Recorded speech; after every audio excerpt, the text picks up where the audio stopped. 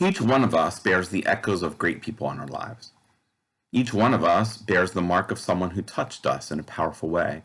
It might be a mother or father, a grandparent, or an aunt or uncle. It could be a neighbor who took us under his or her wing, or a teacher, a mentor that saw something in you that they helped to nurture and positively influence. If you're really blessed, you might even receive more than one such fellow traveler in this world. The blessings of such people walking with us on our journey cannot be underestimated. Such people come as mentors and partners in this journey of ours together. They come willing to give of themselves, and they come eager for you to grow into who you were meant to become. For me, there were many such people, for I have been most dearly and richly blessed by family and friend mentors along the way. And I think of my grandmother, who mentored me in gardening and in understanding the concept of forgiveness. I think of my mother, who taught me unconditional love and perseverance. My father, who taught me loyalty and sacrifice. My sister, whom I admire for her intelligence and bravery. And I think of some early Christian mentors as well, like Linda Jayberg and Chris Glasser, who taught me the importance of justice and equality. And there are so many others. It's difficult to name them all. I'm gratefully blessed that most of those mentors are still here with me. But as I've gotten older, more and more of them will leave to experience their own rewards in heaven.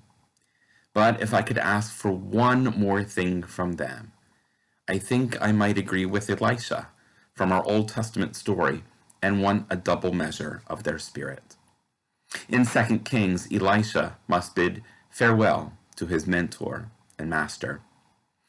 And rather than ask for more time, rather than one more lesson or story, rather than some insight into all that learning, Elisha asked Elijah for a double measure of his spirit. Think with me for a moment. What would it mean in your own life to receive a double measure of the spirit of your mentor, your best friend, your teacher? What would it mean to receive a double dose of that spirit of helpfulness, caring, attentiveness, and affection? Think how much it meant for you to have received that spirit of genuine love, concern from them already, and then multiply it times 2. For my own part, it's difficult to imagine what that would look like. Some, I think, might feel indulgent or even selfish and want more, saying, "Open the gates, I can use all the help I can get." What would you say? How would you feel? What would happen with this flood of abundance that would come your way in a double measure of their spirit freely given to you? Although we didn't read the rest of the story in our passage today.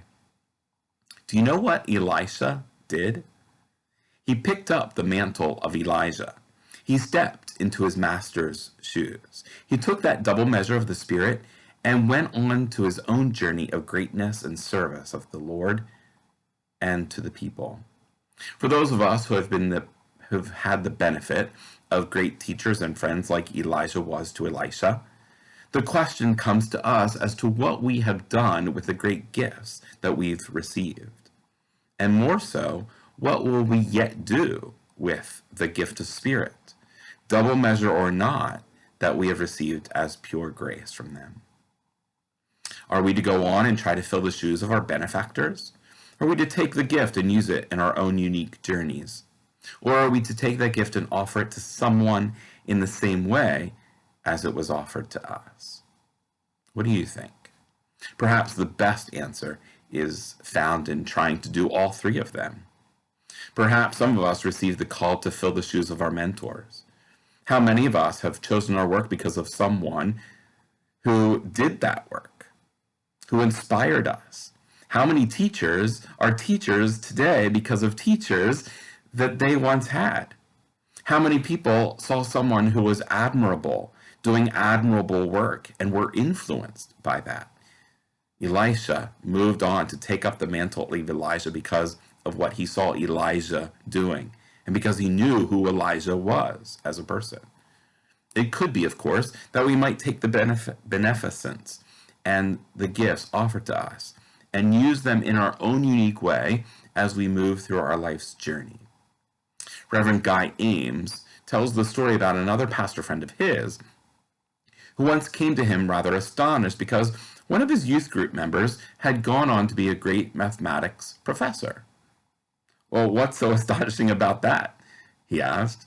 "Well, for one," said his friend, "he says that I was an inspiration to him. And two, I know nothing about mathematics. So how could I have possibly been an inspiration?" Well, obviously, the young student had his own gifts in mathematics, but used his spiritual clarity and depth of faith given by this colleague of Reverend Ames and claimed it in his own way. Finally, of course, we can receive these gifts and then turn around and offer them back to others again. We can make it a point to open ourselves to others, to mentor and guide them. We can be the heroes we had when we were younger. We can give the gift of self, a double dose of our spirit, to those who are starting their journey, or even to those long struggling in a journey of their own.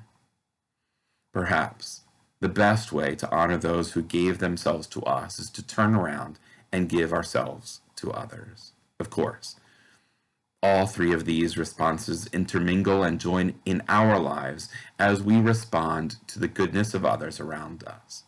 Think about the story between Elijah and Elisha. Elijah is heading for the river. He keeps telling Elisha to stay behind, but Elisha refuses time after time. Finally, when they're at the river, Elijah asks Elisha if there is anything he can do. And since Elisha knows that he can't ask the prophet to stay with him, he asks for a double measure of his spirit. Think of that connection between these two of them. Imagine the power of that mentor and student relationship. So picture yourself as mentor and guide, and imagine someone so struck, so moved by you, that you're parting. All they want is a double measure of your spirit. Friends, I challenge you to consider your role as a mentor in other people's lives. For it is not only our own personal spirits that we pass on in these wonderful relationships, we pass on the powerful gift of God in our lives. As we teach and model patience, as we teach and model love, as we teach and model compassion, as we teach and model the ability to laugh and sing, we pass on the Spirit of the living God. And as we do this, person by person, I think the world is healed a little more every day. Thanks be to God. Amen.